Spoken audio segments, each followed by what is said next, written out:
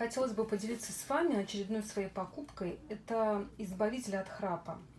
Очень, как мы знаем, есть очень много всяких конструкций, которые избавляют человека от храпа или уменьшают храп, потому что это очень мешает ночью не только окружающим, но и самому человеку, который спит, да, и у которого есть храп. Так вот, вот это вот изобретение, такой этот вот девайс, он действительно почти не такой вот незаметный, не нужно крепить его к нижней челюсти, как очень много таких вот приборов, которые не очень-то удобные. Это вставляется в ноздри.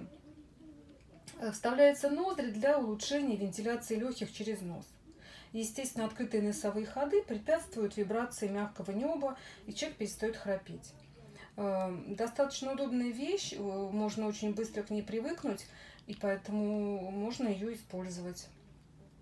Всем советую, ссылку оставлю в описании. Читайте, заходите, смотрите, и может быть вам это будет полезно. Всем пока!